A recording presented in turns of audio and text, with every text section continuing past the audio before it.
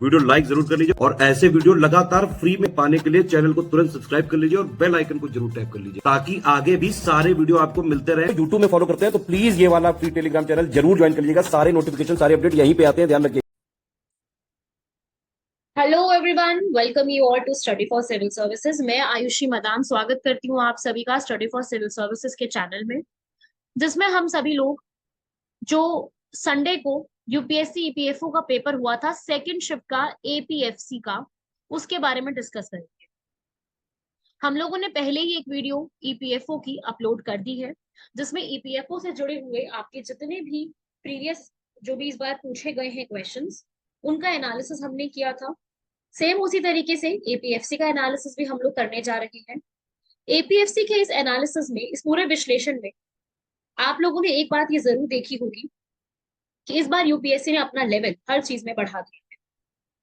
चाहे इंग्लिश में पैसेज पूछना हो, पैसेज भी पूछा गया है जिसकी उम्मीद नहीं थी, और इस बार अकाउंट्स के क्वेश्चंस भी बहुत बढ़ा दिए गए हैं। देखो, मैं किसी को डरा नहीं रही हूँ, लेकिन मेरा सिर्फ ये आप लोगों को बताने का एक उद्देश्य है कि आप सभी लोग जो आगे आने वाला सीएपीएफ का एग्जाम है उसकी तैयारी थोड़ी सी और ज्यादा बेहतर रूप से करने की कोशिश कीजिए, क्योंकि यूपीएससी का सिविल सर्विसेज भी बहुत ज्यादा ऐसा आया है जो कि काफी डिफिकल्ट लेवल था। अब ईपीएफओ ये भी बहुत डिफिकल्ट आया है, तो उम्मीद है कि अगले महीने होने वाला सीएपीएफ का एग्जाम भी काफी अच्छा आने वाला है। मतलब कि आपको काफी गहरे विश्लेषण की जरूरत होगी, आपको गहराई में पढ़ने की जरूरत होगी, बहुत डीप नॉलेज चाहिए।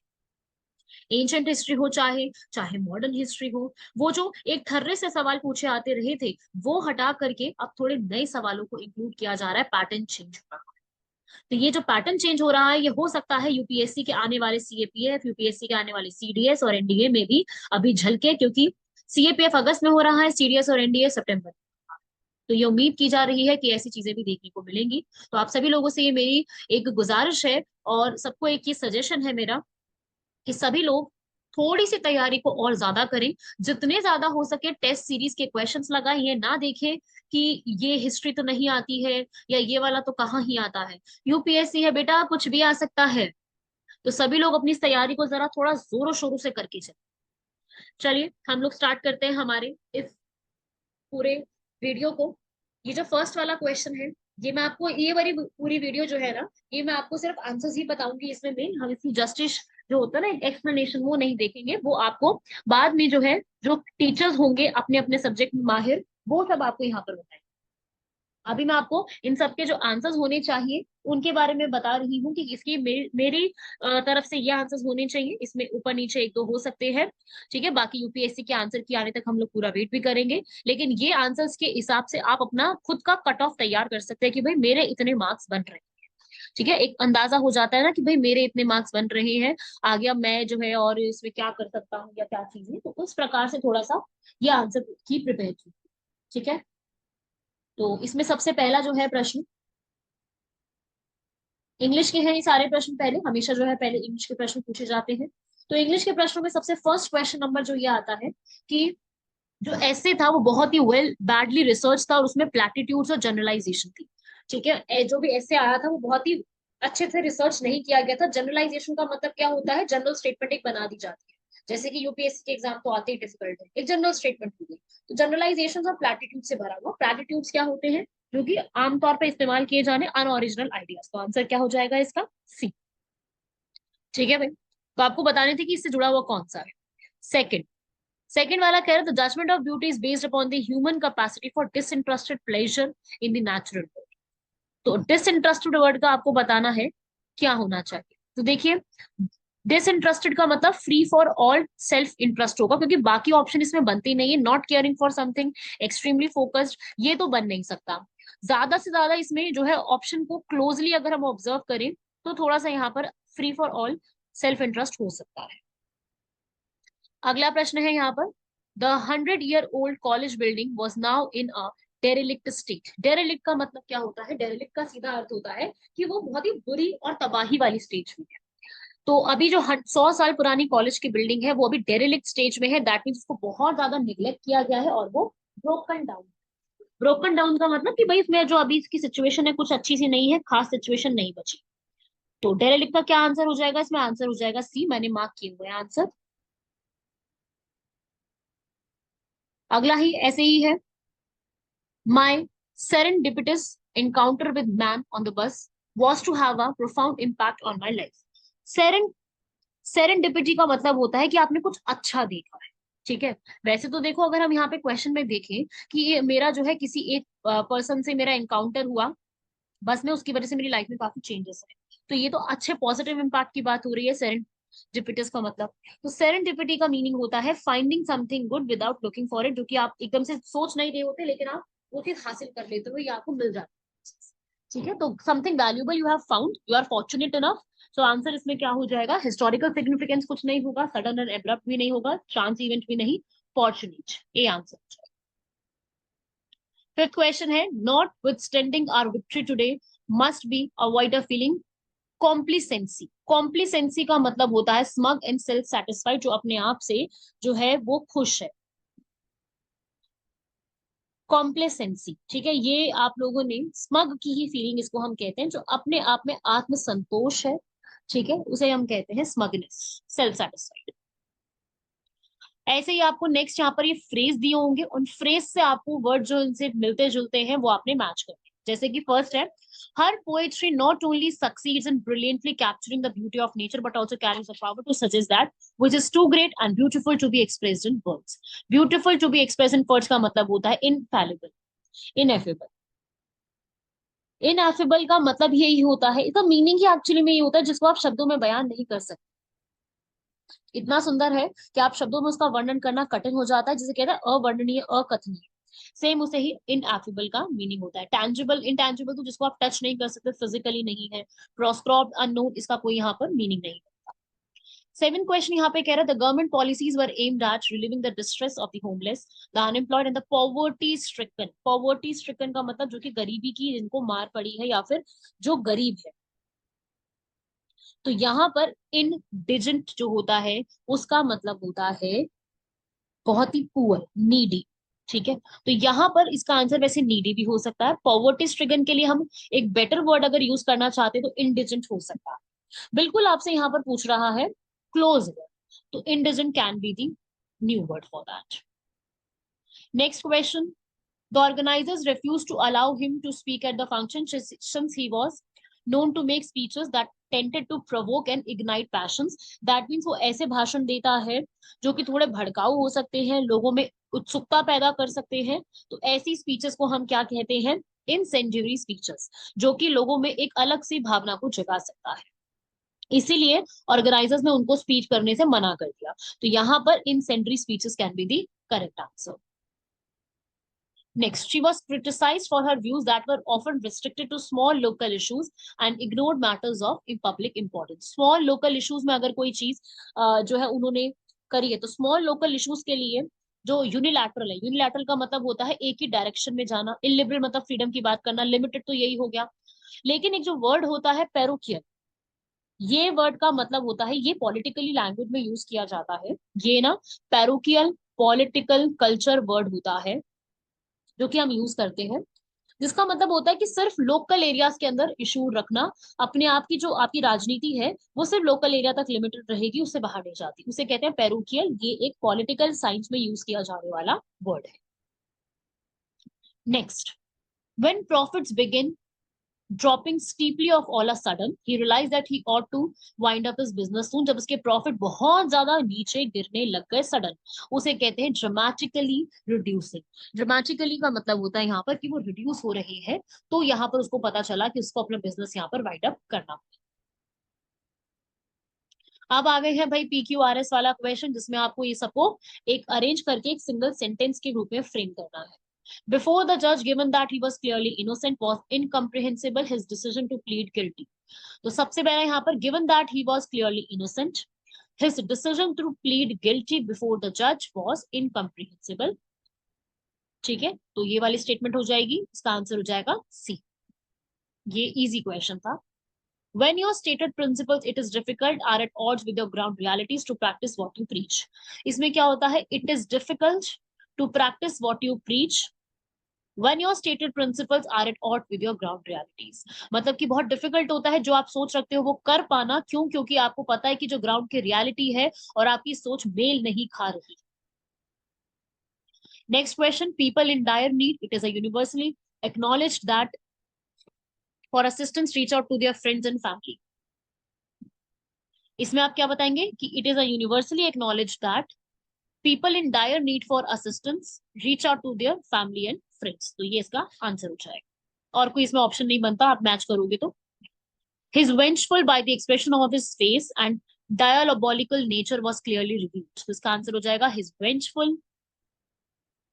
was clearly revealed. उसका जो vengeful था वो बिल्कुल नजर में आ रहा था by the expression on his face and diabolic nature. Bitter fights between the two rival teams on more than one occasion I have witnessed. इसका आंसर क्या हो जाएगा? इसको जब आप अरेंज करोगे तो सीधा इसका आंसर बनेगा और more than one occasion I have witnessed bitter fights between the two rival teams. अब आपके पास ये मिलिट्स के ऊपर एक पूरा पैसेज है. ये पैसेज जो आप पूरा देख रहे हो ये पूरा एक मिलिट्स के ऊपर है. अब इस मिलिट्स के पैसेज के ऊपर आपको इसके हिसाब से आपको पूरा आंसर करना है. तो यहाँ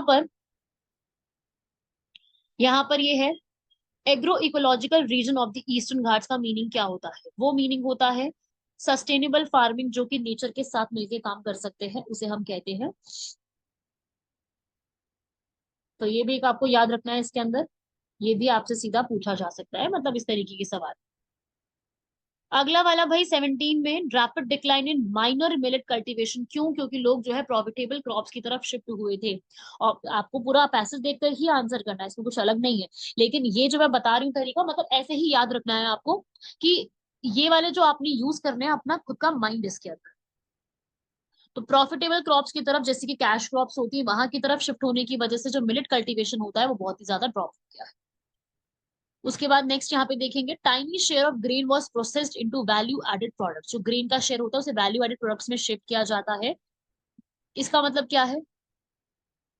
मतलब ये क्या है कि इतना नहीं किया जाता कि भाई मिलेट को एक बहुत अच्छे फूड प्रोडक्ट के रूप में यहाँ पर उगाया जाए या फिर उसमें और बात की जाए. उतना ज्यादा अच्छे से मिलेट को यहाँ पर प्रोसेस नहीं किया जाता, जो कि ग्रेन होता है ना उसका इतना ज्यादा वैल्यू होता है. 19 देखेंगे the introduction of small scale localised mechanical milling operated by self help groups was a game changer. मतलब कि इसमें इम्प्रोवाइज लोकल मशीन्स का इस्तेमाल किया जा रहा है, जो कि मिलेट फार्मिंग में टेक्निकल या फिर टर्निंग पॉइंट के रूप में हमें देखने को मिला है. ठीक है भाई, आंसर्स आप सीधे इसके देखते जाएंगे. मिलेट यील्ड बढ़ गई है. क्यों? क्योंकि यहाँ पर अब हम क्या फॉलो करने लग गए हैं? Sustainable practice. ऐसा नहीं हुआ है कि भाई फार्मर्स बहुत ज्यादा एक्सपोर्ट कर रहे हैं मिलेट को, ऐसा नहीं हुआ है. ठीक है, क्या मेन किया जा रहा है? सस्टेनेबल फार्मिंग प्रैक्टिसेस की जा रही है. ठीक है, इस तरीके से. अब ये तो था भाई हमारे 20 क्वेश्चंस जो कि ईपीएफओ और एपीएफसी दोनों एग्जाम्स में 20 क्वेश्चंस इंग्लिश के पूछे गए. और मैं ऐसा कहूंगी जीएस की बात नहीं कर रही, सिर्फ इंग्लिश की बात कर रही. इंग्लिश के पेपर में दोनों 20-20 क्वेश्चन इजी थे. ऐसे क्वेश्चन है जो आप सभी लोग अगर थोड़ी भी पढ़ाई अच्छे से, मतलब थोड़ी आपको इंग्लिश अच्छी आती है, आप उसको अटेम्प्ट कर सकते थे. लेकिन जीएस का पोर्शन में वही बात करूं तो थोड़ा सा डिफिकल्ट था. थोड़ा भी नहीं, काफी जो है इन्होंने अच्छा लेवल ऑफ पेपर को सेटअप किया है. तो अब यहाँ पर भी देखेंगे भाई, जीएस को स्टार्ट करेंगे 21 से लेकर के आगे 100 क्वेश्चन पूरे हमारे जीएस के रहने वाले. पहला कह रहा है कि भाई किसने यहाँ पर ये रिकमेंड किया था कि हमें जो हेल्थ के ऊपर अपना जो एक्सपेंडिचर होता है यूनियन और स्टेट को मिला करके 2.5% जो है अपने जीडीपी का रखना चाहिए 2025 तक आते आते. ये रिकमेंडेशन किसने दी थी भाई? हमारे इस समय की 15 फाइनेंस कमीशन की ये रिकमेंडेशन रही है कि हमें इस तरीके से बढ़ावा जो है वो देना चाहिए. अब 15 फाइनेंस कमीशन इसके ऊपर बात कर रही है, जिसके हेड अभी कौन है? एन.के. सिंह. फाइनेंस कमीशन जो है आर्टिकल 280 में मेंशन्ड है. उन्होंने अपनी रिपोर्ट यहाँ पे तय करी है और उन रिपोर्ट को आपने पढ़ के जाना है. अब क्या आने वाले सीडीएस, एनडीए, सीएपीएफ सबके लिए पढ़ के जाना है. इन्होंने जो यहाँ पर बताया है, एक और बता दूं, अभी हाल फिलहाल में इन्होंने स्टेट्स के लिए जो टैक्सेस का शेयर है वो 41% रख दिया है. जो पिछली फाइनेंस कमीशन थी उसने 42% रखा था और इस बार की फाइनेंस कमीशन ने 15th वाली में और कम कर दिया. और उन्होंने ये बोला है कि जो ये 1% का जो शेयर है ये कहाँ तक भेजा जाएगा? ये जम्मू कश्मीर और लद्दाख में भेजा जाएगा. तो ये जो क्राइटेरिया है ये एक याद रखिएगा, इससे पूछा जा सकता है. बढ़ते हैं आगे. कौटिल्य की जो अर्थशास्त्र में है, उन्होंने यहाँ पर पर्ल्स जो है मोतियों के बारे में कहाँ पर बताया है? तो यही हमसे पूछा जाएगा कौटिल्य अर्थशास्त्र में जो पर्ल्स के बारे में बताई गई है इंफॉर्मेशन, उसके बारे में। तो मिनरल्स और मेटल्स उन्होंने बहुत सारे बताया, उन्होंने मनी धातु, जेम मिनरल्स की ये इस तरीके से होते हैं, तो वो सब तो उन्होंने, सप्तांगना थ्योरी तो बताई है उन्होंने, और बहुत सारी एलिमेंट्स भी और उन्होंने बताए हैं। लेकिन उनके साथ साथ उन्होंने जो है ये भी बताया है कि पांड्या किंगडम, ताम्रपानी रिवर जो है वहां पर बहुत ज्यादा अवेलेबिलिटी है, ये बात उन्होंने बताई। ठीक है, तो कौटिल्य अर्थशास्त्र भी one of the important topic है हमारे लिए। और इससे जो भी उन्होंने अपनी काउंसिल ऑफ मिनिस्टर्स के बारे में बताया, ये सब जो चीजें बताई है ना, वो आपको पढ़ के जानी। आप एक बार जो है कौटिल्य अर्थशास्त्र की जो पूरी ये बुक है, थोड़ा सा इसके बारे में जरूर पढ़िएगा। उन्होंने जो है 1080 की जो माला होती है मोती की, ताम्रपानी जो है, वो वहीं पे उन्होंने इसके बारे में बताया था कि पांडव जो पूरा इलाका है पांडव का, वहां पर ये चीज बनती है। ये आपको आराम से गूगल पे भी मिल जाएगा। ओएस्टर के शेल्स, कॉन्च के शेल्स, इस तरीके की चीजें बहुत ज्यादा बनती है। ठीक है, अगला यहाँ पर विजयनगर एम्पायर से है। अब यहाँ पर संगमा डायनेस्टी से पूछा गया है कि भाई संगमा डायनेस्टी के रूलर कौन कौन से रहे। तो आप जानते हैं संगमा डायनेस्टी सबसे पहली बार जो है हरिहर और बुक्का ने यहाँ पर फॉर्म करी थी। तो हरिहर सेकंड यहाँ पे सही लिखा हुआ है, इनके पूरे जो है रूलर्स थे। और लिस्ट ऑफ रूलर्स भी आपको मैं बता देती हूँ, एक बार रिवाइज करा देती हूँ अगर आपने पढ़ा है तो। Harihara Bukka, Harihara second, Virupaksha Bukka Raya, Deva Raya, Ramachandra Raya, Veera Vijaya Bukka Raya, Deva Raya second, Mallikarjuna Raya, Virupaksha Raya second and Pradyut Raya. ठीक है, ऐसे ही सलुबा डायनेस्टी, ये भी आपको पता होनी चाहिए क्योंकि सलुबा डायनेस्टी से भी सवाल आया और ये सवाल भी पूछे जाते हैं। सलुबा डायनेस्टी के अंदर जो है वो रूलर में एक तो सुलभा नरसिम्ह देव राय जो फाउंडर थे, एक थे थिम्मा, ठीक है, टिम्मा भी लिखते हैं और थिम्मा भी लिखते हैं, और एक थे नरसिम्ह राय। ठीक है, तो ये डायनेस्टी याद रखना। अब तीसरी डायनेस्टी इसमें पूछ रहा है अराविडु डायनेस्टी। अराविडु डायनेस्टी जो है उनके रूलर्स में कौन कौन थे? राम राय, तिरुमाला राय, ठीक लिखा हुआ है, श्री गंगा राय, वेंकटपति देव राय, श्रीरंग, रामदेव राय, पेड वेंकटा राय एंड श्री गंगा। तो ये आपको याद रखने हैं डायनेस्टीज के रूलर, क्योंकि आप देख सकते हो कि डायनेस्टीज के रूलर के भी मैच करने से पूछे गए हैं। यूपीएससी का नास कैनी थे।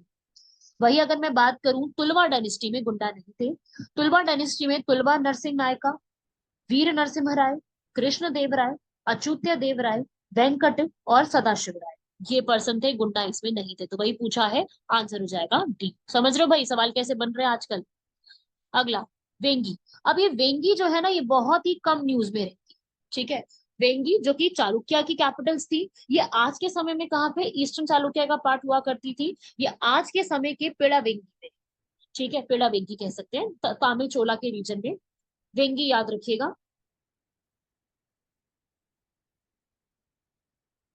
प्रेजेंट डे इसको पेड़ा वेंगी कहते हैं। ये आंध्र प्रदेश के इल्लूरू डिस्ट्रिक्ट में आपको देखने को मिलेगी। ठीक है, ये डिफिकल्ट क्वेश्चन था।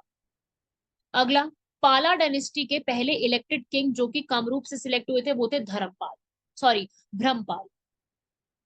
नेक्स्ट, ओडिशा के फ्रीडम फाइटर अगाधु समात्र जो कि आगे चल के ब्रिटिश इंडियन आर्मी में आए थे, फिर इन्होंने वो सर्विस छोड़ के हमारी इंडियन नेशनल आर्मी को, आईएनए को ज्वाइन किया था। तो इनको पहली बात कहाँ पर जो है, जो पहली बार आप कह लीजिए इनको कहाँ पर डेप्यूटेड जो है वो रखा करा गया था। तो ये जो पर्सन है, इनको बर्मा फ्रंट जो म्यांमार का फ्रंट है उस रीजन में डिप्लॉय किया। अगला भाई आपको ये मैच करनी है कि ये सारी कौन सी पॉलिटिकल पार्टी द्वारा एस्टैब्लिश की गई है। जैसे सबसे पहली इसके अंदर centre of Indian trade union है। अब इंडियन ट्रेड यूनियन की जो ये पूरी सेंटर बनाई गई है, ये किसने बनाई है? ये त्रिपुरा में इसकी, वेस्ट बंगाल में, कानपुर में, केरला में, काफी जगह पे इसकी अच्छी खासी वो बनी हुई है। तो इसको जो पूरा इसका आंसर हो जाएगा वो हो जाएगा ए।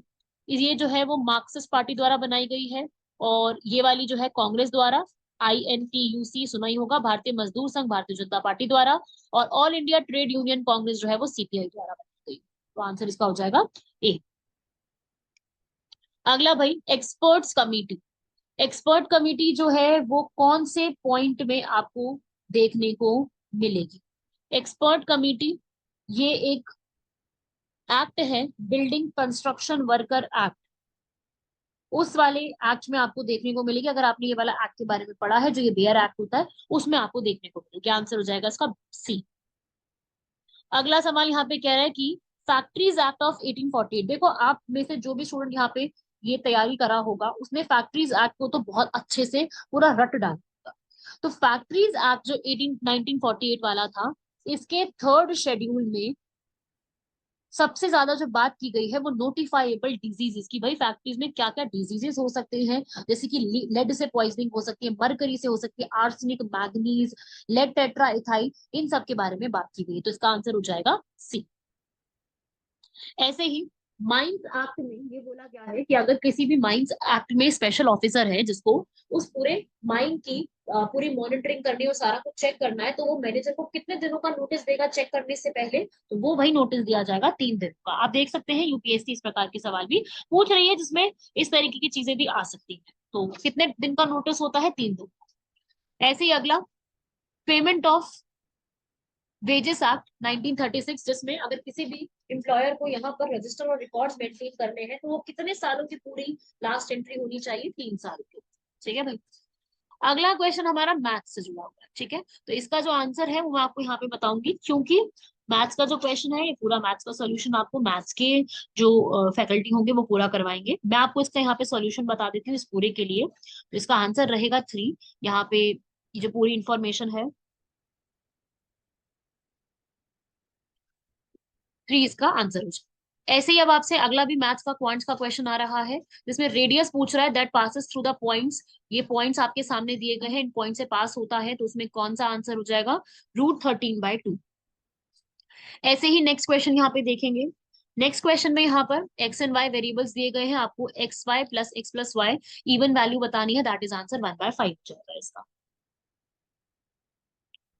अगला 35th क्वेश्चन देखेंगे। आपको यहाँ पर अल्फा और बीटा की यहाँ पे वैल्यू बतानी है, उस हिसाब से क्या स्टेटमेंट करेक्ट होगी? आंसर इसका हो जाएगा सी। अगला भाई, मिस्टर कुमार और उनके सन की जो एज है वो 5:3 में है। 50 साल पहले 15 साल पहले जो है और एज जो है वो 2:1 थी। सो नाउ आपको मिस्टर कुमार और उसके सन की एज बतानी है, तो यहाँ पर दोनों का कंबाइन 30 हो जाएगा। ठीक है। तो आप इसके आंसर्स जो इस तरीके की चीजें हैं ना वो आपने, ये मैं आपको सिर्फ एक बता रही हूँ कि ये इसके आंसर्स है क्योंकि आपने निकाले होंगे। बाकी इसके आंसर्स आपको रिस्पेक्टिव फैकल्टीज आपको बता ही देंगे, तो ये सब मत कहिए कि मैम इसके आंसर्स बताइए कैसे आया क्या ये। ठीक है। 37 में ये अकाउंट्स का क्वेश्चन है। बिजनेस फर्म में जितनी भी इंट्रिंसिक वैल्यूज होती हैं वो किसके बेस पे होती हैं? देखो वैसे तो इनमें से कोई भी आंसर मैच नहीं करता है, इनमें फिजिकल वैल्यू के ऊपर होता है। मैच तो चारों में से कोई आंसर नहीं कर रहे, पर जो बिल्कुल इसके साथ जुड़ा हुआ आंसर हो सकता है वो मनी मेजरमेंट का कॉन्सेप्ट हो सकता है, तो हम इसका आंसर ये लगा सकते हैं। ठीक है भाई। अगला यहाँ पे देखेंगे। अगला भी यहाँ पर अकाउंट्स का ट्रायल बैलेंस के ऊपर है, इसका करेक्ट आंसर हो जाएगा डी, 3,30,000। ऐसे ही नेक्स्ट, अकाउंटिंग प्रिंसिपल्स में कोई भी जब आप सिलेक्शन करते हो, एप्लीकेशन करते हो, तो उसमें से क्या जरूरी नहीं होता? प्रूडेंस सबसे जरूरी होता है, सब्सटेंस ओवर फॉर्म और मटेरियलिटी, ये तीनों सबसे इंपॉर्टेंट पॉइंट्स होते हैं। कंसिस्टेंसी जो है वो इसमें जरूरी नहीं होता। ठीक है भाई। अगला देखेंगे। अगला देखेंगे यहाँ पर इसमें बताना है कि इन्वेंट्री की वैल्यू जनवरी 31 तक आपको बतानी है, और वो मेथड होना चाहिए last in first out LIFO method से। तो यहाँ पर आंसर हो जाएगा इसका 10,600।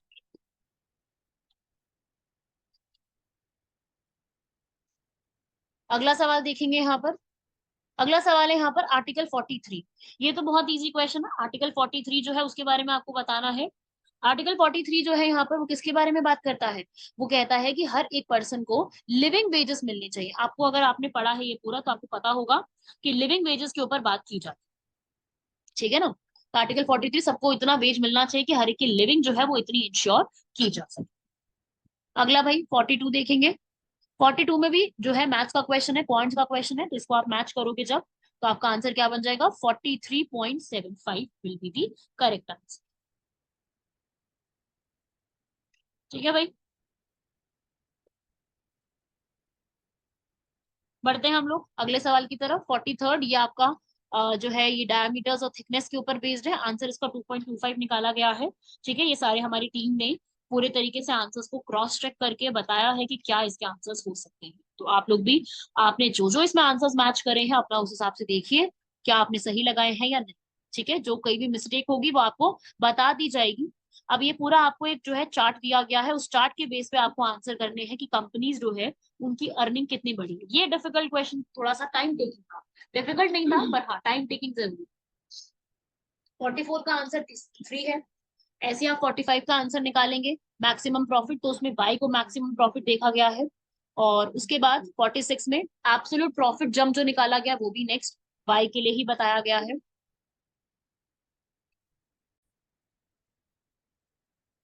ऐसे ही आप क्वेश्चन नंबर 47 का आंसर देखेंगे तो इसका आंसर हो जाएगा कि अगर कभी भी कोई लॉन्ग टर्म इन्वेस्टमेंट करनी है लेकिन उसमें फ्लक्चुएशंस बहुत ज्यादा आते हैं, तो उस वाले प्रिंसिपल को हम क्या कहते हैं अकाउंट्स में? Principle of conservatism.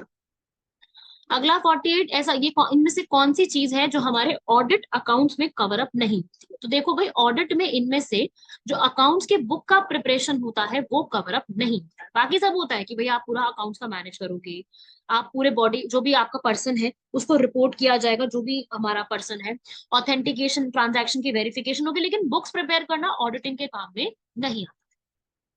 ये इजी क्वेश्चन था। अगला यहाँ पे कह रहा है कि भाई इनमें से अकाउंट्स में अगर आपने कोई भी डिटेल ऑडिट प्लान को प्रिपेयर करना है, डेवलपमेंट करनी है उसकी, तो उसके लिए क्या चीज रहती है? तो भाई उसको हम कहते हैं यहाँ पर ओवरऑल ऑडिट स्ट्रैटेजी। अगला, गुडविल अकाउंट किस टाइप का अकाउंट है? रियल अकाउंट में काउंट किया जाता है। अगला, सब्रोगेशन का प्रिंसिपल। जो सब्रोगेशन का प्रिंसिपल होता है इसको हम क्या कहते हैं? तो ये भी हमारा अकाउंट्स में एक काफी कॉमन यूज किया जाता है, principle of subrogation, principle of natural justice आपने सुना है। तो होता क्या सब्रोगेशन की, आपका बस लीगल अधिकार है कि आपको अगर कोई भी इंश्योरेंस या इंश्योरेंस आपने ली है तो उसके अगर बिहाफ पर आपको कुछ भी, कोई भी आपको कुछ भी डैमेज हो गया, कोई भी कंपनसेशन चाहिए तो आपको यहाँ पर मिलेगा, और थर्ड पार्टी यहाँ पर आपका लॉस जो है वो चुकाएगी। उसे कहते हैं यहाँ पर आप सब्रोगेशन का प्रिंसिपल। ठीक है, इन डेफिनेशन ऑफ द इंश्योर्ड उसको हम कहते हैं सब्रोगेशन प्रिंसिपल। ये आप याद रखिएगा, डेट क्लेम करने के लिए यूज होता है क्योंकि ये सोशल रिस्पॉन्सिबिलिटी होती है, और ये मरीन इंश्योरेंस एक्ट 1963 के तहत डिफाइन की गई है, जहां से मैंने आपको ये चीज बताई। अगला है यहाँ पर कंसोलिडेटेड फंड पर, इनमें से ये पॉलिटी का सवाल है कि इनमें से क्या क्या कंसोलिडेटेड फंड पर चार्ज किया जाता है। देखो, कंसोलिडेटेड फंड पे चार्ज करने का मतलब है ऐसे कोई भी डेट के चार्जेस जिसको गवर्नमेंट ने लिए हैं, गवर्नमेंट उसके लायबल है, वो बिल्कुल यहाँ किए जाते हैं। और जितने भी हमारे प्रेसिडेंट, जजेस, speaker, deputy speaker, chairman, vice chairman, इन सबकी जो सैलरीज होती हैं, इन सबकी सैलरीज के भी CFI, consolidated fund of India पे चार्ज की जाती है। क्योंकि कंसोलिडेटेड फंड का मतलब है कि सरकार के पास जितना भी पैसा है, इनकम टैक्स से, कस्टम से, एक्साइज ड्यूटी से, जितने भी आइटम्स के थ्रू सरकार तक पैसा आया है वो सब कुछ यहाँ होता है, और ये पूरा आर्टिकल 266 के क्लॉज 1 के तहत चार्ज किया जाता है। और इस कंसोलिडेटेड फंड में जो एक्सपेंडिचर होता है, खर्चे जो इसमें से निकाले जाते हैं, वो कौन से निकाले जाते हैं? जितना भी डेट सरकार को पे करना है या किसी भी सैलरीज को यहाँ पर पे करना है वो इसी में आता है। इसको कंट्रोल करने के लिए जो है हमारा एक सीएजी या कॉम्प्ट्रोलर जो होते हैं वो इस पूरे को हेल्ड करते हैं। ठीक है, कंटिजेंसी नहीं है, कंसोलिडेटेड है, कंटिजेंसी अलग फंड आता है, तो वो कंफ्यूज मत करना। तो इसका आंसर क्या हो जाएगा? चारों ही ठीक लिखे हैं भाई, चारों यहाँ पे चार्ज किए जाते हैं। अगला 53, पॉपुलेशन चेंज जो है किसी एरिया में वो उसकी इकोनॉमिक डेवलपमेंट के ऊपर बात करता है। बिल्कुल, वहां पे पॉपुलेशन चेंज आ रहा है कि एक इलाके में पॉपुलेशन चेंज हो रही है क्योंकि वहां पर इकोनॉमिक डेवलपमेंट ज्यादा अच्छी है, वहां हो सकती है, बिल्कुल सही बात है। Population change of an area is not an indicator of social upliftment. जरूरी नहीं है कि पॉपुलेशन चेंज हो रही है तो वहां की सोसाइटी में अपलिफ्टमेंट हो रही है, जरूरी नहीं। ठीक है, तो सेकंड स्टेटमेंट मेरे हिसाब से गलत होनी चाहिए, फर्स्ट स्टेटमेंट तो बिल्कुल ठीक लिखी हुई है कि अगर आपको इकोनॉमिक डेवलपमेंट देखनी है तो आप उसके पॉपुलेशन चेंज को भी देखते हैं। ठीक है भाई, अगला सवाल इसमें देखेंगे 54, ह्यूमन डेवलपमेंट के बारे में। ठीक है, इसमें मुझे बहुत कंफ्यूजन है क्योंकि मुझे इसके अंदर समझ नहीं आ रही नॉन करेक्ट कौन सी होनी चाहिए। आपको पता हो तो मुझे कमेंट बॉक्स में बताइए जरा, थोड़ा सा कंफ्यूजन है मुझे इस पूरे में, मतलब थोड़ा प्रोसेस नहीं हो पा रहा है ये आंसर। आपको क्या लगता है? जरा 54 का आंसर बताइए एक बार। 55 में तो देखो ग्लोबलाइजेशन के बारे में है। ग्लोबलाइजेशन में जो हमारा ट्रांस बॉर्डर करेंसीज है, एक दूसरे की करेंसीज को, डिजिटल कैश को, ग्लोबल क्रेडिट कार्ड्स को काफी बढ़ा दिया है, सोशल मार्केट्स को भी यहाँ पर इंक्रीज करा है। तो दोनों स्टेटमेंट ठीक लिखी है, बहुत ही पॉजिटिव स्टेटमेंट्स हैं कि हमारे इन सब की वजह से आपको ये सब देखने को मिला है, तब बिल्कुल सही चीज लिखी हुई है ये।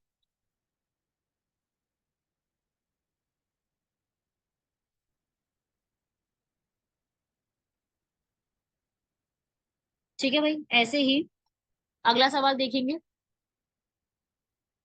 कैपिटल एक्सपेंडिचर इनमें से कौन सा नहीं है? तो ये जो है, बाकी सारे एक्सपेंसेस हैं कैपिटल एक्सपेंडिचर, जो फर्स्ट वाला पार्ट लिखा हुआ है ये रेवेन्यू एक्सपेंडिचर का पार्ट होगा। 62 इनमें से कौन सा आईपी एड्रेस में काउंट नहीं किया जाएगा? इसका आंसर हो जाएगा डी।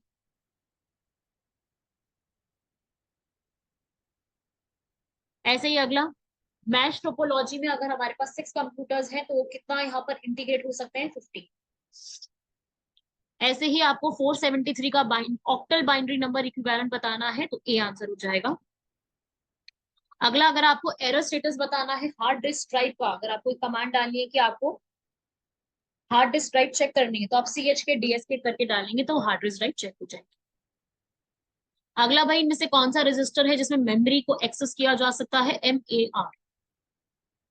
पीएच के ऊपर पूछ रहा है कि भाई पीएच वैल्यू जो रिवर वाटर की होती है उसका लोअर होने का सबसे बड़ा रीजन कौन सा है? वो है लेड बैटरी मैन्युफैक्चरिंग, उसकी वजह से भी यहाँ पर प्रॉब्लम जो है वो क्रिएट होती है इसी में। अगला 68, इनमें से कौन सा सोप नहीं है? बहुत कंफ्यूजिंग क्वेश्चन है, सोप या प्रिजर्वेटिव क्या है? तो ये वाला भी मैंने डाउटफुल था इसलिए मैंने इसको लीव कर दिया। 69 ये आपसे पूछ रहा है ह्यूमन आई बॉल में जो लेयर्स होती है हमारी, उसको एक्सटीरियर से इंटीरियर की तरफ आपको लगाना है स्क्लेरा, फ्लोरोइड, कोरोइड एंड रेटिना, ये तीनों का सीक्वेंस है। अगला आपको इस वाले में भी थोड़ा सा डाउट था 78 में, इसलिए मैंने छोड़ दिया इसको अभी।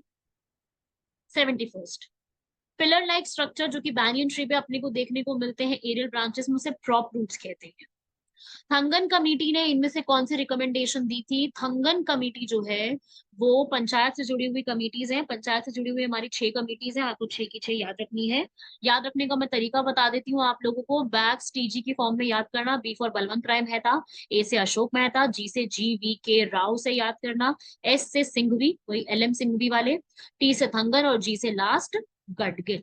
ये ट्रिक जरा दिमाग में भर लेना आपने, इससे क्या होगा, कल को क्वेश्चन आता है कि जो आपकी कमिटीज है उनको आपने सीक्वेंस में लगाना है तो आपका सीक्वेंस में लगाना आसान हो जाएगा। ठीक है भाई, तो इसमें से थंगन कमेटी में उन्होंने ये तो बोला था कि भाई पंचायत को कॉन्स्टिट्यूशन में जगह दो, लेकिन 3 साल के टर्म के लिए नहीं, 5 साल के लिए ही बात कही थी, तो इसका आंसर हो जाएगा 1 ओनली। 3 साल की कोई बात नहीं की गई थी, 5 साल की बात हुई थी। ठीक है, नेक्स्ट, ऐसे ही ई संजीवनी जो ऐप है उसने क्या किया था? उसने आपको ये बताया था कि आप सभी लोग मेडिसिन की जो जानकारी है वो टेलीफोन के ऊपर ही ले सकते हैं, तो यहाँ पर it promotes the uses of telemedicine, आप मेडिसिन की जानकारी सारी टेलीफोन पे ही प्राप्त कर सकते हैं। अगला है भाई 15 फाइनेंस कमीशन में इसमें से क्या क्या रिकमेंडेशंस दी है? आप देख रहे हो 2 क्वेश्चन आया 15 फाइनेंस कमीशन से, तो 15 फाइनेंस कमीशन अपने आप में बहुत जरूरी है, आपको पढ़ के जानी है कि 15 फाइनेंस कमीशन की अपने आप में क्या क्या रिकमेंडेशंस आई है अभी तक। ठीक है, तो ये इंपॉर्टेंट है, मतलब पढ़ के जाना है ये सब चीजों। तो इन्होंने यहाँ पर ये सब बातें बताई हैं, तीनों ही स्टेटमेंट अपने आप में सही लिखी हुई है और इंपॉर्टेंट है, पढ़ के जाना इस पूरे को, सवाल आते हैं इसके ऊपर से भी। ठीक है,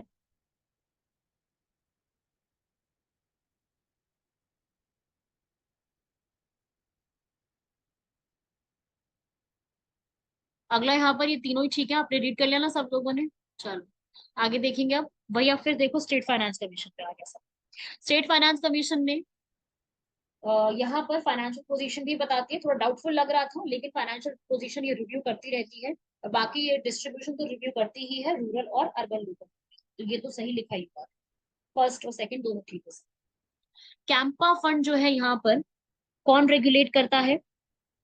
कैंपा फंड के लिए देखिए भाई, जो ये फंड है ये मिनिस्ट्री जो है एनवायरमेंट वाली वो यहाँ पे देखती है भाई ये फंड किस लिए है, ये मार्च का करंट अफेयर है। जो भी हमारा डिफोरेस्टेशन हुआ है, हमारी फसलें चली गई या हमारे जो खेती है वो बहुत लॉस हुई है, सॉइल वाटर को कंजर्व करने के लिए जो फंड रेज किया गया है उसे कहते हैं हम कैंप। ठीक है, कौन मैनेज करता है इसको? Ministry of environment and forest, Campa की फुल फॉर्म क्या होती है? Compensatory afforestation fund management and planning authority. ये सुप्रीम कोर्ट द्वारा बनाया गया है। अगला भाई, इसका आंसर जो है आप पढ़ लीजिएगा, क्वेश्चन आप लोगों ने सबने रीड किया होगा, मैं मतलब पढ़ के दोबारा टाइम वेस्ट नहीं करूंगी, आप सब लोगों ने पढ़ा ही हुआ है, सब लोग एग्जाम दे के आए हैं। आंसर हो जाएगा इसका 8,400। अगला सवाल यहाँ पर इंडस्ट्रियल डिस्प्यूट एक्ट के तहत यहाँ पर बताया गया है, तो गलत स्टेटमेंट क्या है कि ये उसी दिन कंक्लूड कर दिया जाता है जब यहाँ पर पेमेंट का सेटलमेंट हो जाता है, ये गलत है, उसमें टाइम लगता है। इसका करेक्ट आंसर हो जाएगा बी। ऐसे 79 डिसेबिलिटी पर्सन के लिए कौन सा एक्ट है यहाँ पर, किसमें लिखा गया है? डिसेबल होगा तो उसको जब तक कोई और ऑल्टरनेट एम्प्लॉयमेंट नहीं मिल जाती, उसको यहाँ पर अनफिट नहीं डिक्लेयर किया जाएगा। तो ये माइंस एक्ट 1952 में लिखा गया है। 88 पूरे पेपर का सबसे इजी क्वेश्चन कहूंगी मैं इसको, क्योंकि ये कह रहा है कि जो चाइल्ड लेबर के ऊपर है, कौन सा आर्टिकल है चाइल्ड लेबर के ऊपर, कौन सा आर्टिकल? आर्टिकल 24 आप सभी लोग जानते हैं। 81 अगर कभी भी इंश्योरेंस क्लेम किया जाता है मशीनरी डैमेज के ऊपर, तो वो कैपिटल रिसीट में पार्ट होता है। अगला भी यहाँ पर फंडामेंटल्स हैं, ये पूछ रहा है गोइंग कंसर्न, कंसिस्टेंसी और एक्यूरल, ये होते हैं अकाउंटिंग के प्रिंसिपल। जब आपने फर्स्ट लेक्चर पढ़ा होगा अकाउंटिंग प्रिंसिपल्स, उसमें इस चीज को जरूर पढ़ा। अगला 83 बाई ट्रायल बैलेंस के ऊपर है। ट्रायल बैलेंस इसमें से कौन सा नहीं होगा? जो कि क्रेडिट परचेज होगी, रॉन्गली अकाउंट में गई है तो वो हम इसमें काउंट नहीं करते, रिकॉर्डेड की गई है तो सिर्फ उसमें काउंट किया जाता है। रॉन्गली पर क्रेडिट किया गया है तो वो गलत हो जाए, तो वो इसमें ट्रायल बैलेंस में काउंट नहीं किया जाता। अगले का आंसर 84 का डी हो सकता है। ठीक है, इसमें थोड़ा सा कंफ्यूजन था, बट जो हमारे एक्सपर्ट्स ने बताया है उसके हिसाब से answer can be D. Error of commission इसमें से कौन सा नहीं होगा, कौन सा नहीं काउंट किया जाता? कैश की सेल्स अगर रिकॉर्ड कैश बुक में काउंट नहीं की गई है तो। 86 स्ट्रक्चर वेरिएबल डॉट ऑपरेटर कहा जाता है। इनमें से कौन सी टॉप डाउन लैंग्वेज नहीं है? सी, जावा, पास्कल तीनों है, फॉरट्रैन नहीं। HTML में इंटरनल लिंकिंग के लिए कौन सा जरूरी नहीं होता? Name is not required. 89 का आंसर रियल टाइम।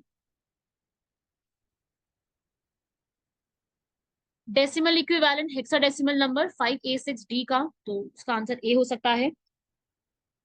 91 इसका आंसर क्या हो जाएगा? Act as a concave lens, जब 2 डायोप्टर एंड -2.5 डायोप्टर का जो पावर लेंसेज होंगे, इनको कॉम्बिनेशन जो है वो कनकेव लेंस की तरह काम करेगा। इन इलास्टिक कोलिजन के लिए यहाँ पर होता है तो उसके लिए मोमेंटम जो है कंजर्व रहेगा, काइनेटिक एनर्जी कंजर्व नहीं रहेगी। अगला थोड़ा सा यहाँ पर पेज ब्लर है, लेकिन आप समझने की कोशिश कीजिएगा, मैं बता देती हूँ। 93 का आंसर हो जाएगा इसके अंदर डी। 94 का इसमें कॉनकेव मिरर इन्फिनिटी पे रखा गया, आंसर हो जाएगा ए। ऑर्डिनेंस वाला 96 में, ऑर्डिनेंस वाला एक क्वेश्चन बहुत अच्छा था, नॉट करेक्ट स्टेटमेंट पूछी गई है, जिसमें सीधा आंसर ये बताया गया है कि भाई ऐसा कौन सा हमारे यहाँ पर गवर्नर है जिनकी पावर ऑर्डिनेंस की लिखी गई अध्यादेश जारी करने की, ये डिस्क्रिशनरी नहीं है, मतलब इनके लिए उनको परमिशन लेने की जरूरत होती है। किससे परमिशन लेनी होती है? काउंसिल ऑफ मिनिस्टर से, तो गलत लिखा हुआ। ठीक है, अगला भी गलत लिखा हुआ है कि कन्फाइंड है 3 लिस्ट में, नहीं, ये पूरे किसी भी एरिया तक जा सकती है, कन्फाइंड नहीं होती। और थर्ड स्टेटमेंट इसमें ठीक है, तो आंसर इसका हो जाएगा 1 एंड 2 ओनली, क्योंकि दोनों स्टेटमेंट गलत थी। क्यूरेटिव पिटिशन काफी ज्यादा न्यूज में रहती है, तो उसी से सवाल किया गया, मतलब अच्छा सवाल है, उम्मीद कम थी आने की, लेकिन चलो यूपीएससी ने पूछा है तो। क्यूरेटिव पिटिशन का मतलब क्या होता है? क्यूरेटिव पिटिशन होता है एक जस्टिस लेने का लास्ट मौका, ये सुप्रीम कोर्ट ने स्टार्ट किया था, Ashok hurrah versus Ashok hurrah and ANR के केस में किया था, जिसमें यहाँ पर अगर गलती से कोई जस्टिस में मिस्टेक हो गई है तो यहाँ पर सीनियर एडवोकेट जो है क्यूरेटिव पिटिशन को यहाँ पर लगा सकता है, उसको ठीक करने के लिए।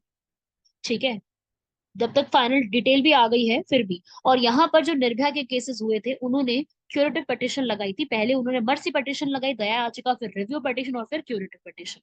तो ये आप सिर्फ सुप्रीम कोर्ट में लगा सकते हो, हाई कोर्ट में नहीं लगा सकते। सही लिखा है फर्स्ट वाला, और थर्ड वाला सेकंड में ये गलत है कि आप इसको हाई कोर्ट में भी लगा सकते हो, गलत है।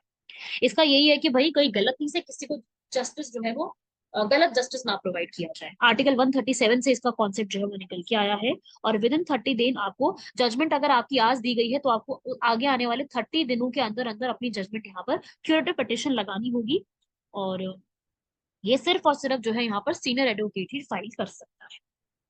तो ये ठीक लिखी थी। अगला यहाँ पर इसका आंसर जो है 98 का, थोड़ा सा कंफ्यूजन है फर्स्ट वाली स्टेटमेंट में। डिपार्टमेंट ऑफ इकोनॉमिक अफेयर्स ने मिनिस्ट्री ऑफ फाइनेंस करती है वैसे, तो इसका आंसर जो है वन ओनली हो सकता है, सी इसमें नहीं है, वन ओनली इसका आंसर हो सकता है। ठीक है, नेक्स्ट है district planning committee and metropolitan planning committee, DPC and MPC. देखो भाई, ये डीपीसी और एमपीसी जो है, अगर आपने कभी भी इसका थॉरली स्टडी किया है, आपने बुक से पढ़ा है, आपने किसी भी वेबसाइट से पढ़ा है, तो आप इसका आंसर लगा सकते थे। क्यों? क्योंकि ये स्टेटमेंट एग्जैक्टली हमारी बुक्स में और जो गवर्नमेंट वेबसाइट्स है पीआईबी, वहां पर दी गई है कि एमपीसी और डीपीसी में कितनी यहाँ पर रहने वाली है कॉम्पोजिशन। इसका दोनों ही सही लिखी गई है। यहाँ पे यूपीएससी आपको लगेगा कि भाई खेल सकता है, हो सकता है आपसे इधर उधर का सवाल कर दे। फिलहाल तो भाई यही ठीक लिखा हुआ है, जो स्टेटमेंट दी है बिल्कुल सही लिखी। ठीक है, अगला यहाँ पे देखेंगे बिराक, जो है बिराक जो असिस्टेंट काउंसिल है पूरी, उसमें ये सारी स्टेटमेंट्स ठीक दी हुई है। लास्ट वाली स्टेटमेंट जो है सिर्फ वो गलत है। लास्ट वाली स्टेटमेंट में मिस्टेक है कि वो एंटरप्रेन्योरशिप के लिए नहीं है, ये मतलब एंटरप्रेन्योरशिप है पर ये बायोटेक्नोलॉजी की बात है इसके अंदर। तो 1, 2 and 3 is the correct answer. Not correct इसके अंदर पूछ रहा है। ठीक है, इसमें ठीक लिखा है फर्स्ट स्टेटमेंट में, लेकिन ये गलत लिखा है कि इनका ऐसा मानना था कि इंडस वैली से यहाँ पे शुरुआत हुई है, ये गलत है। हाँ, डायरेक्टर जनरल थे अलेक्जेंडर कनिंघम, उन्होंने इंडस वैली सिविलाइजेशन की बहुत पहले खोज भी की थी, but he was not able to recognise the significance. But उनका ऐसा मानना नहीं था कि ओरिजिन यहीं से, उनको पता था कि और पहले भी स्टोन एज हो सकती है। ठीक है भाई, नेक्स्ट मगध के ऊपर। यहाँ पर मगध का मोस्ट पावरफुल महाजनपद क्यों था, मगध को राइस क्यों मिला था ज्यादा? क्योंकि ये एग्रीकल्चरली प्रोडक्टिव एरिया में काउंट किया जाता है, बहुत ही एग्रीकल्चरली प्रोडक्टिव एरिया था। अगला यहाँ पर जो कैलाशनाथ टेम्पल है, ये लॉर्ड शिवा को डेडिकेटेड है, बिल्कुल सही है। शिव और वैष्णव दोनों आपको मिलेंगे 8th सेंचुरी में है। ये नागर स्टाइल में नहीं, नागर स्टाइल के जितने भी टेम्पल्स हैं वो आपको नॉर्थ इंडिया में मिलेंगे। जो ये कैलाशनाथ का टेम्पल है, ये वेसरा स्टाइल में आता है। ठीक है, इसलिए ये थर्ड स्टेटमेंट गलत हो जाएगी। अगला एंशियंट इंडियन पॉटरी के ऊपर देखो, फर्स्ट वाली स्टेटमेंट जो है वो ठीक है, बाकी सब गलत है। नेक्स्ट इसमें आप मैच करोगे जो टेम्पल स्ट्रक्चर होता है, हर्मिका, समरगना, सूत्रधार, विमान और कुटाग्रहशाला।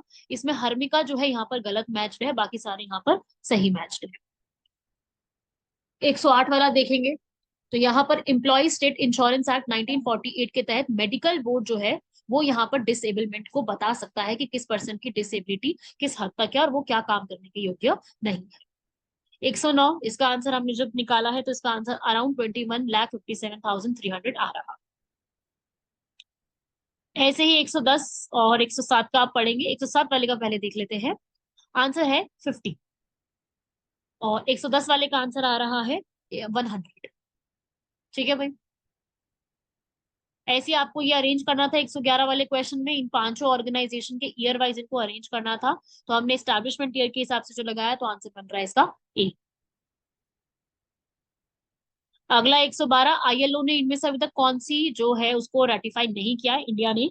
आईएलओ 1990 में जो वर्ल्ड वॉर 1 के बाद बनी थी, इनमें से कौन से कन्वेंशन को अभी तक हमने नहीं किया है? फोर्स लेबर तो हमने कर रखा है, हमारे आर्टिकल 23 में भी है, ये डीपीएसपी में भी लिखा हुआ है, ये भी है। लेकिन association right to organise convention जैसी अभी चीज हमने कुछ भी ऑर्गेनाइज नहीं की, तो इसलिए इसका आंसर जो है ये वाला गलत है। 114 साइड में देखेंगे कि भाई कोई भी यूनियन जो है, ट्रेड यूनियन वर्कर्स की ट्रेड यूनियन एक्ट 1926 के तहत बनाई जा रही है, तो वो रजिस्ट्रेशन कराना उसका ऑप्शनल है, कंपलसरी नहीं है। आप क्योंकि बिना रजिस्ट्रेशन के भी बहुत सारी जो ऐसी ट्रेड यूनियन है वो चलती हैं, तो जरूरी नहीं है कि उनका जो है आपको कंपलसरी हो करवाना। 113 देखेंगे भाई कि भाई यहाँ पर 5 ट्रेड यूनियन के नाम दिए जिसके अंदर इतने वर्कर्स हैं टोटल, तो इनमें से किसको रजिस्टर करवाया जाया गया होगा ट्रेड यूनियन एक्ट के तहत? तो देखो भाई, जिस भी ट्रेड यूनियन में 7 से अधिक लोग होते हैं उनको यहाँ पर रजिस्टर कराना होता है, तो सारी यूनियंस में 7 से अधिक है, तो क्या आंसर हो जाएगा? All the unions. ठीक है भाई, राइट टू वर्कर्स जो है to resort a strike, strike करने का अधिकार कैसा है हमारा? स्टैट्यूटरी अधिकार।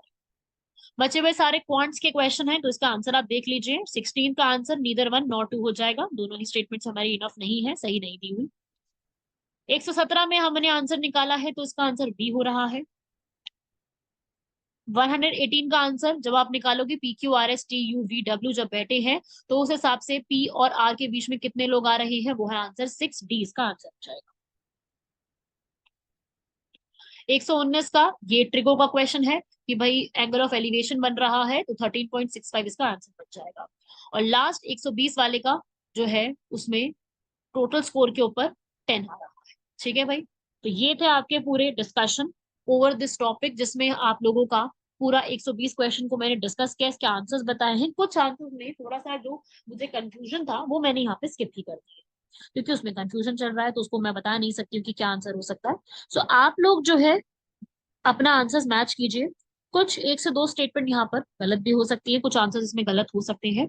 कोशिश ये रही है पूरी कि हम पूरे तरीके से आंसर्स बताएं। आप सब लोग यहाँ पर इन आंसर्स को देखिएगा और उस बेस पे अपना आंसर्स को वेरीफाई करने की कोशिश कीजिएगा कि आप लोगों को क्या लगता है कि क्या आंसर्स है। ठीक है भाई, तो इस प्रकार से कंप्लीट करिए अपना, और अपने आंसर्स को, अपने सारी जो भी आपका रहा है वो मुझे कमेंट बॉक्स में बताइएगा। बाकी देखिए, पेपर डिफिकल्ट था ये सभी लोग जानते हैं, और अपनी आगे की एग्जाम्स की तैयारी, चाहे आप सीएपीएफ के लिए पढ़ रहे हैं, एनडीए सीडीएस के लिए पढ़ रहे हैं, यूपीपीसीएस के लिए पढ़ रहे हैं, या किसी भी एग्जाम के लिए तैयारी कर रहे हैं, अपनी तैयारी को और मजबूत करने की आपको जरूरत है। समझ रहे हैं सभी लोग? तो यहाँ तक करिए कंप्लीट। मिलते हैं आप लोगों से किसी और लेक्चर में। धन्यवाद, शुक्रिया, जय हिंद।